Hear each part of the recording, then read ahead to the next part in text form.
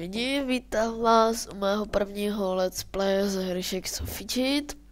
Založil jsem si tady úplně novou postavu. Je to lukostřelec. A teďka jsem se úplně nově založil, jak jsem úplně říkal. A budu ji točit, dokud mě to vlastně nepřestane. Budu to točit tak každý týden, takže budete vidět, jak se zlepšuju. A teďka si tady tohle tak byl jako by takový úvod, udělám si tady hospodu a podzemí a to bude asi v tom krátkým let's play. Všechno, to bude spíš nějaká informačka a další video na téhle postavě bude asi, až budu mít odemknutý podzemí. Protože bez podzemí se vlastně skoro není co točit. Tak, když si vylepším obratnost, byť kář mě kliká, mám síň slávy. Teďka se mi to trochu seklo. Tak, síň slávy a vyberu si zaútočit.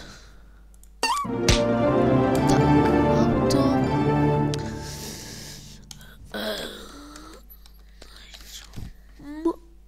A tady si dám.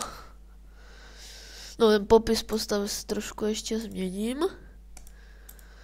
A opasek, brnění 14 a hodinky mi dají sílu 2, tak to si dám tady.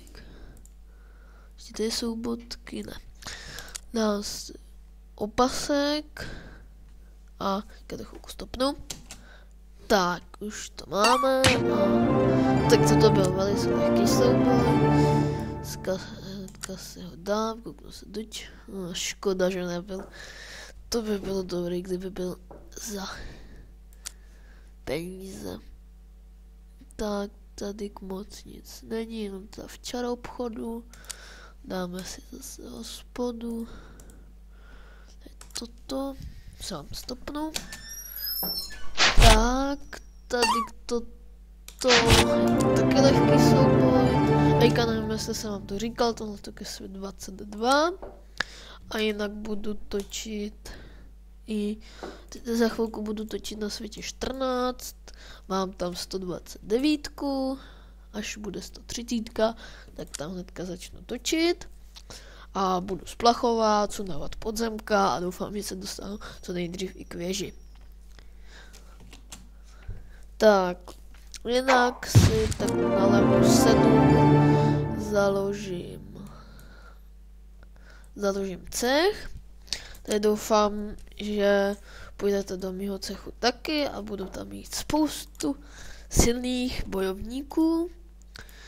Jinak tady je největší level, myslím, 97, tohle stoke, ne, no tak 92, tohle stoke ne úplně nově, ale no 93, ale je skoro nově založený a doufám, že budu mít dobrý cech, když tam budete chodit a teďka vám to zase stopnu a potom to bude asi konec dnešního let's play. Tak, už to máme, teďka jsem vám to trochu pozdě zapozas. Brnění a jak vidíte, tady už mám náhrdelník, opasek, prak, ten jsem už měl, a brnění, takže bych řekl, že jsem se docela dost vylepšil, jsem level 4, můžu si tady ještě vylepšit výdrž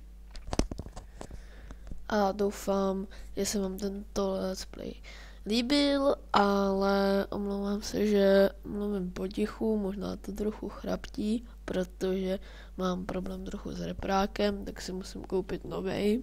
Tak v příštích videích už doufám budu mít novej, ale nemůžu to slíbit. A tak se na vás těším zase u dalšího videa.